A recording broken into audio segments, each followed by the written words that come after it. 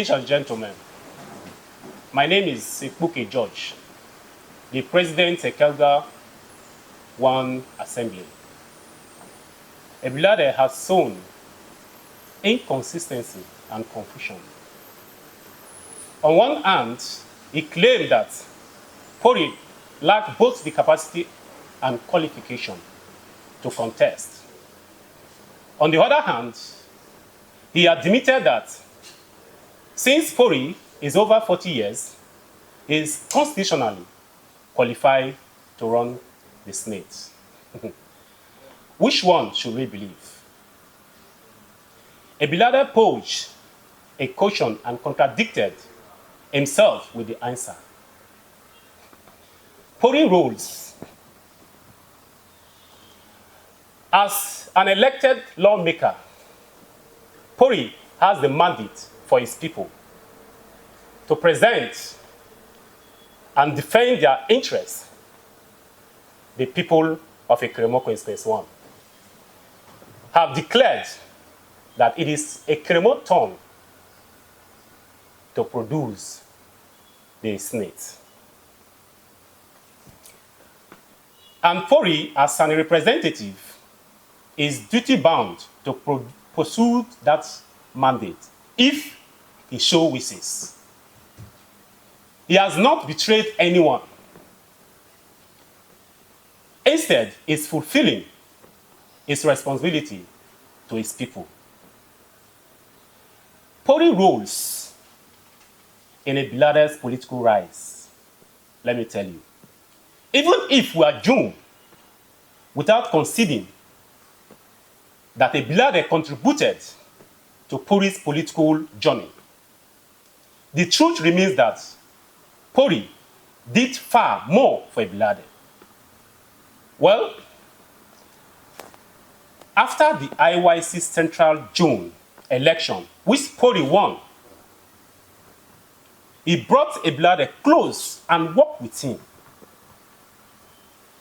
Porri fought for Ebilade to succeed him as Central June chairman. Though unsuccessfully,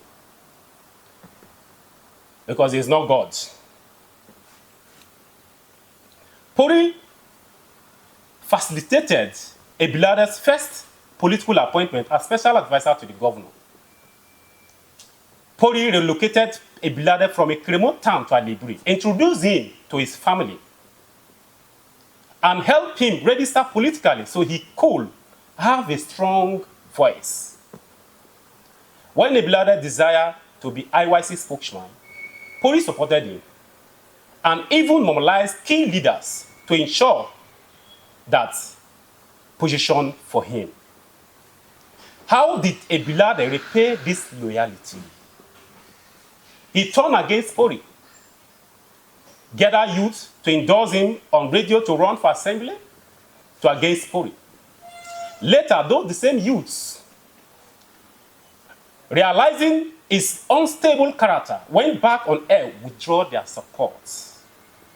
The only time Porri did not back him when Ebilade ran for an IYC president against Jonathan Lobobri, his own benefactor. He failed woefully. Who then is truly ungrateful?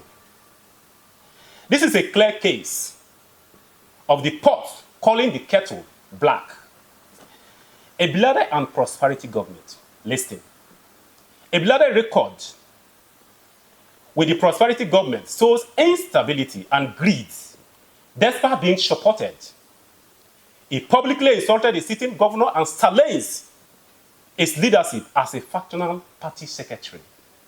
Even when given an appointment slot to empower others, Ebilade allegedly collected return from those appointees' salaries.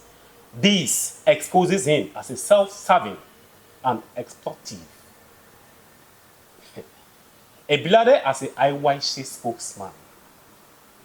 As a national of the IYC, Ebilade betrayed a joint youth trouble. While a joint youth stood united on the NDDC issue, Ebilade secretly cashed out After collecting money, he declared there will be no protest.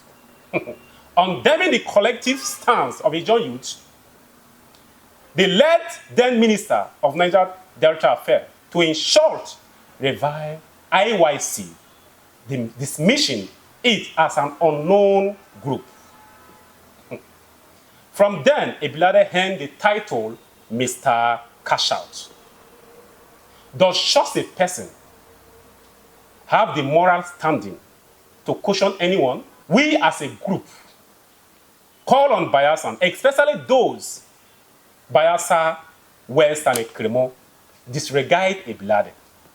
His history shows him as inconsistency, opportunist, and unreliable. In 2015, when Governor Dixon seeking a second term, Porri mobilized support across Ekerefe. Yet, when Porri's team gets to Ekerefe town, it was the same Ebilade who attempted to attack him, only to be chased out. Ebilade is a political jobber, a failed opportunist, and a man who has never even won his own unit. His words carry no weight and should not distract the people of Ekerefe.